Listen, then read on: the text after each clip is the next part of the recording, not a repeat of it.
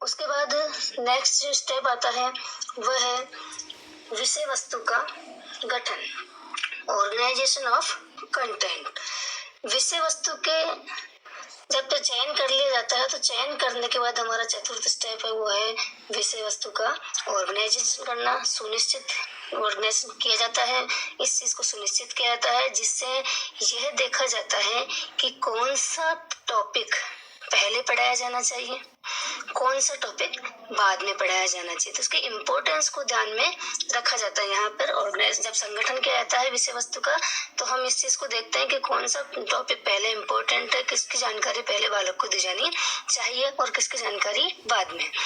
Content की continuity एवं sequence से ही शिक्षण उद्देश्य की प्राप्ति संभव होती है।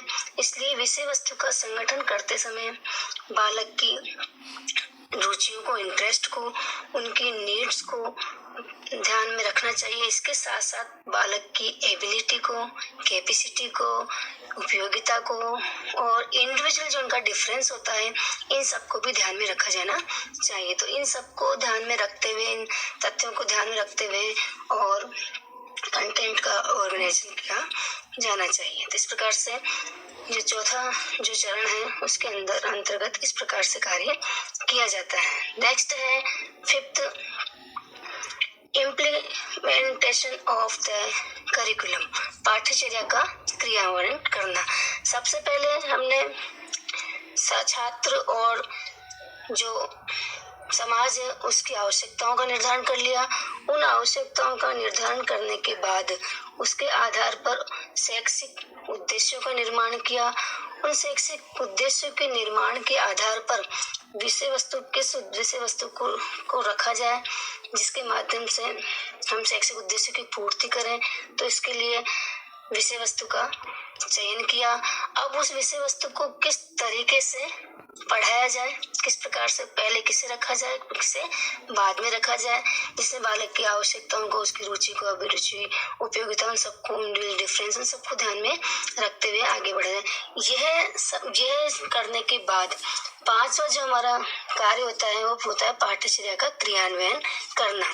तो कंटेंट के सिलेक्शन और ऑर्गेनाइजेशन के बाद ये हमारा पांचवा चरण है जिसमें कि कंटेंट को लागू करने के लिए प्रयत्न किए जाते हैं। जो कंटेंट हमारे सामने रखा होता है उसे किस प्रकार से संचालित किया जाए, तो ये गतिविधि की जाती है। तो इसमें समुचित क्रियान्वयन नहीं होने पर पाठ्यचर्या का कुशल विकास नहीं हो पाता। इसलिए समुचित क्रियान्वयन का होना आवश्यक है। पाठ्यचर्या का निर्माण तो कर दिया, लेकिन अगर उसका सही तरीके से क्रियान्वयन नहीं होगा तो हम उन उद्देश्यों की प्राप्ति नहीं कर पाएंगे। अतः यह जो स्टेप है ये भी फॉलो करना हमारे लिए अच्छे तरीके से, सही तरीके से फॉलो करना जरूरी है।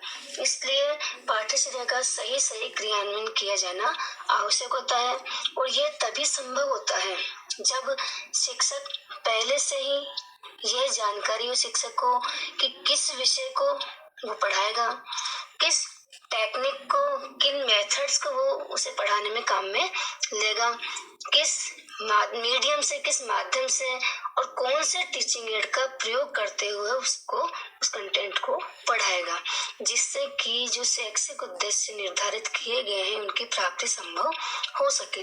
तो इस बात को ध्यान में रखते हुए और पाठ्यचर्या का क्रियान्वयन एक शिक्षक करता है। ये शिक्षक का दायित्व होता है कि वो अच्छे तरीके से, सही तरीके से पाठ्यचर्या का क्रियान्वयन करें। इसमें जहाँ जहाँ उसे विभिन्न शिक्षण विधियों की जहाँ आवश्यकता हो रही है उनको उपयोग में ले, जहाँ जहाँ जो टीचिंग एड उसे उचित लग रहा है, जिस टीचिंग एड से सरल तरीके से बालक को वो ज्ञान प्रदान कर सके, बालक में अधिगम कर सके, इसको वो ध्यान में रखे। तो ये एक शिक्षक का दायित्व होता है। नेक्स्ट है हमारा अगला जो चरण है, स्टेप है, वो है पाठ्यचर्या का मूल्यांकन। अंतिम चरण है ये पाठ्यचर्या का मूल्यांकन करना। जब छात्रों को अधिगम करवा दिया गया, टीचर ने टीचिंग लर्निंग प्रोसेस के माध्यम से सब कुछ सिखा दिया, तो अब छात्र ने उसे कितना सीखा। अर्थात जो भी सभी विद्यालय में या विद्यालय के बाहर जो भी गतिविधियां करवाई गई, जो भी क्रियाएं एक्टिविटीज करवाई गई, उनका इवेल्युएशन करना आवश्यक होता है, जिससे कि करिकुलम डेवलपमेंट प्रोसेस में यह बहुत अधिक महत्वपूर्ण स्थान रखता है। तो मूल्यांकन से क्या होता है, हमें ये पता चलता है कि ये जो विभिन्न क्रियाएं जो कि लागू की गई हैं, ये सार्थक रही हैं, प्रभावी है, इफेक्टिव है, यूजफुल है या नहीं है। अर्थात मूल्यांकन से निर्धारित उद्देश्य की प्राप्ति हुई या नहीं हुई है, इसका पता चलता है।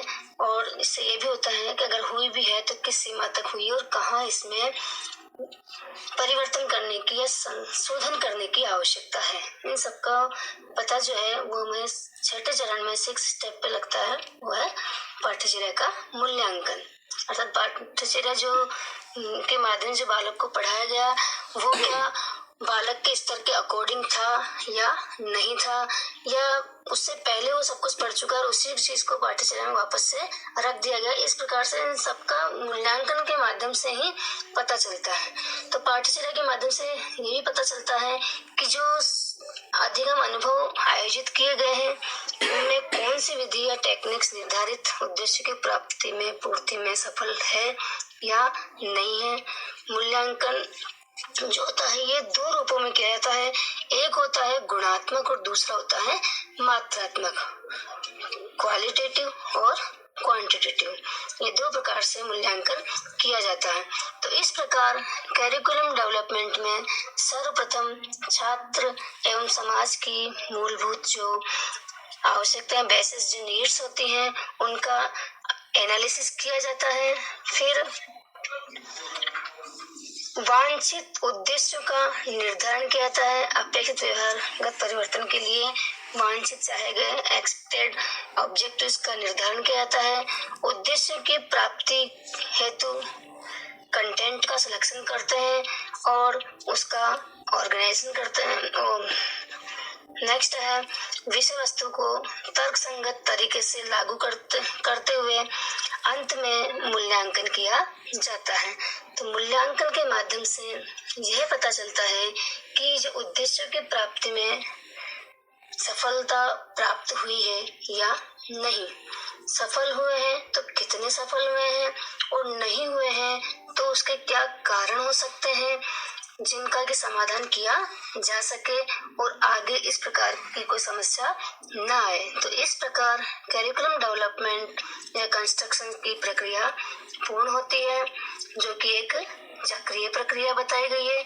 यह जो चक्र लगातार चलता रहता है, तो इन जो 6 स्टेप्स, जो 6 सोपान बताए गए हैं, जो 6 चरण बताए गए हैं, इनको फॉलो करते हुए पाठ्यचर्या का निर्माण किया जाता है। उसमें समय समय पर इसी के आधार पर परिवर्तन किए जाते हैं, संशोधन किए जाते हैं। धन्यवाद।